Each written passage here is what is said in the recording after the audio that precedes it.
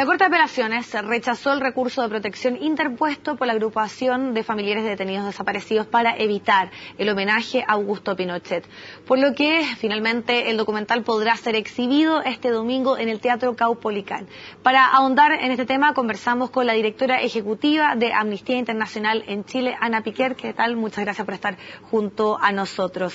Ana, me gustaría conocer desde la perspectiva de la institución que tú representas, ¿se puede o no en Chile realizar una actividad como esta, homenajear a una persona como Augusto Pinochet? Nuestra preocupación como Amnistía Internacional viene desde lo más básico de los derechos humanos, que tiene que ver con el derecho a verdad, justicia y reparación que tienen las víctimas. En ese sentido, el hacer este tipo de homenaje sin que haya a lo menos una declaración por parte de las autoridades en términos de la gravedad de los hechos que sucedieron en Chile en el periodo entre el 73 y el 90 es un atentado contra ese derecho a reparación de las víctimas muy fuertemente. Es de alguna manera negar la gravedad de los hechos que sucedieron en Chile y la importancia que tiene el reconocer esos hechos y el prometer, el realmente hacernos cargo de la promesa de nunca más. Por lo tanto, para Amnistía Internacional no se debiesen realizar actividades como esta, independiente que tengan un carácter privado. El ideal es que no se realizaran. Aún en el escenario en que se realicen, nuestra expectativa sería que a lo menos hubiera una declaración de parte de las autoridades en términos de no aceptar ciertos dichos que el homenaje está impulsando. Un ejemplo concreto es que el principal organizador del homenaje ha repetido varias veces que las violaciones de derechos humanos en Chile no sucedieron,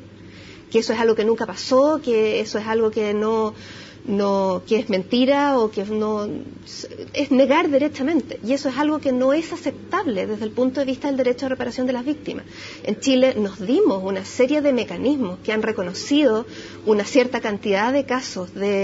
oficialmente de casos de violaciones de derechos humanos, de muertes, de desapariciones, de torturas, que hoy día no es aceptable negarlo, y mantener una posición neutra por parte de las autoridades frente a esa negación, en el fondo es una señal grave de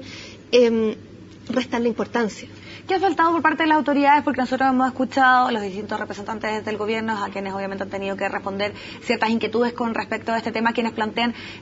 nos puede parecer condenable moralmente que se haga este tipo de actividad, pero nosotros como autoridad no tenemos ninguna injerencia porque es una actividad privada y no tenemos cómo, en el fondo, impedir que se realice este acto.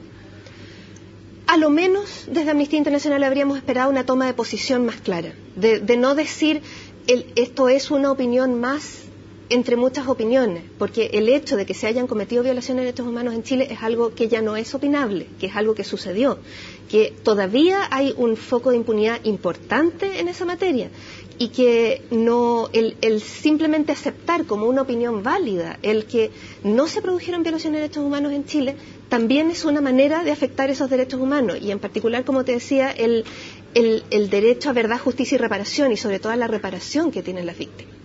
Ana, en ese sentido, acá también se ha hablado muchísimo de la situación que se da, por ejemplo, en Alemania o en otros países donde, por ejemplo, no se puede negar el Holocausto y tampoco se pueden hacer homenajes a figuras como Hitler o Mussolini. ¿Ustedes esperarían una situación similar que se implementara en nuestro país, que hubiese una ley que impidiera este tipo de actividades?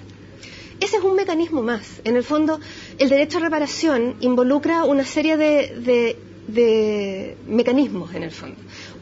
Parte de esos mecanismos tiene que ver con la restitución a las víctimas, con las indemnizaciones, y también con el adoptar medidas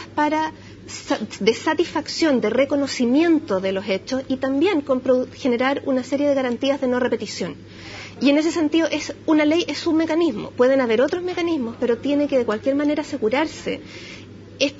esa satisfacción a las víctimas, ese reconocimiento a los hechos y esa garantía de que esto es algo que no se vaya a volver a suceder. Y el homenaje a Pinochet en este caso particular es un ejemplo más de varios temas que de hecho nos generan preocupación en términos de que no se está haciendo ese reconocimiento como corresponde y que no se está dando debidas garantías de que esto es algo que nunca más va a volver a suceder en Chile. Ahora hay otros organismos, por ejemplo Human Rights Watch, José Miguel Vivanco en una entrevista también planteó que si bien él consideraba que era obviamente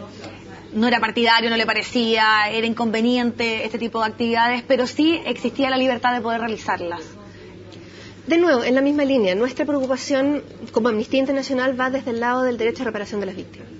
Y ese derecho que tú estás señalando puede ser que tal vez se contraponga con el derecho de libertad de expresión o de libertad de reunión que están planteando quienes organizan esta actividad. Puede ser, y de hecho no sería el primer ejemplo en que se producen colisiones de derechos,